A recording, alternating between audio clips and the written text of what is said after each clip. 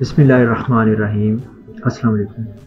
मैं पीएनवाई की तरफ से एसईओ इंस्ट्रक्टर आपको यहाँ पे डिजिटल मार्केटिंग के बारे में और एसईओ के बारे में थोड़ा सा बताने जा रहा हूँ, ताकि आप लोग अगर डिजिटल मार्केटिंग में अपना कैरियर बनाना चाहते हैं तो आप इसमें एसईओ को सीख के इसमें एक बहुत अच्छा कैरियर बना सकते हैं। एज ए फ्रीलांसर काम कर सकते हैं या as a digital marketer work कर सकते हैं। लाइक आप देख रहे हैं यहाँ पे pnytrainings.com मैंने ये ओपन किया वेबसाइट। ये वेबसाइट बेसिकली कोर्सेज से रिलेटेड है, इसी के बारे में बात हम कर रहे हैं।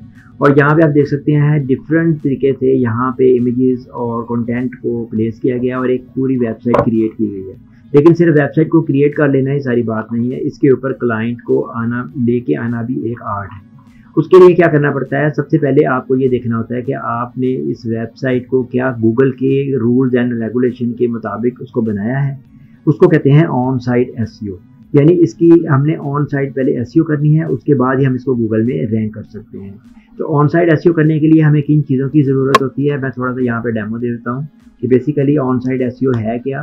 पहले मैं ये आपको बताता हूँ, फिर बताऊँगा इसको करना किस तरह है। तो ऑन साइट एसईओ बेसिकली आपका नाम इसका नाम है कि आप इसको वेबसाइट के अंदर जब आप कोई टाइटल लिखते हैं, जब आप कोई मेन्यू फिक्स करते हैं, आप कोई इमेज लगाते हैं, कोई कंटेंट आप यहाँ पे लिखते हैं, उसमें जितनी भी आपने एसईओ की सेटिंग करनी है इसको हम ऑन साइट एसईओ का नाम देते हैं। इसके अलावा जब हम इसको गूगल में ऐड करते हैं और गूगल में ऐड करने के बाद हम इसको जब गूगल में चेक करते हैं कि आया ये वेबसाइट जो है वो गूगल में रैंक हो चुकी है, गूगल में ऐड हो चुकी है, तो फिर हम इस सारे प्रोसेस को क्या कहते हैं, ऑन साइट एसईओ।